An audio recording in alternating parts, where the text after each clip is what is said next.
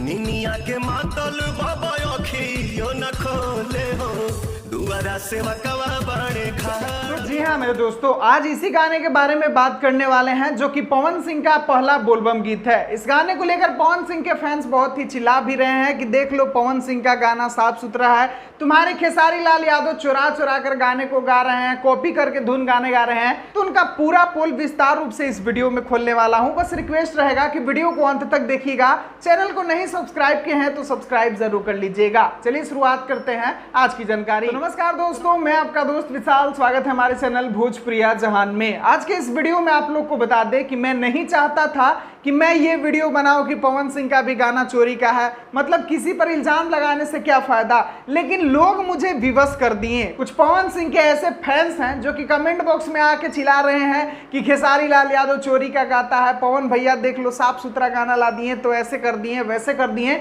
मतलब अपने भैया का तारीफ और खेसारी लाल यादव को नीचा दिखाने के लिए इन लोग किसी भी हद तक जाने के लिए तैयार हैं। तो मैं भी सोचा कि क्यों ना पोल को खोल दिया जाए, क्योंकि बहुत सारे लोग बहुत ही बड़ा गलतफहमी में जी रहे हैं। तो ये सीधा सीधी देर नहीं करते हैं और बताते हैं पूरी जानकारी, और खुद आप लोग डिसाइड कीजिएगा कि ये गाना चोरी का है या नहीं। चलिए पहले पवन सिंह का ये गाना सुनिए।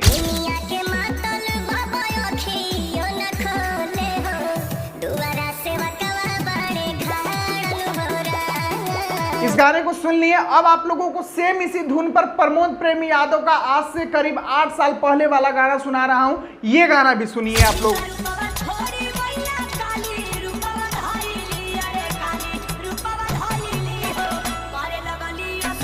सुन लिए। अब आप लोगों को मैं कुछ नहीं कहूंगा मेरे भाई, मैं नहीं कहूंगा कि यहाँ पर पवन भैया चोरी किए हैं तो ये भैया चोरी किए हैं। अब आप लोग खुद कमेंट बॉक्स में बता दीजिए उनके कुछ बददिमाग फैंस को कि ये गाना चोरी के है या नहीं। आप लोग सुने ना, दोनों सबूत में सुना दिया, और अब आप लोगों को बताना है कि ये गाना चोरी का है कि नहीं।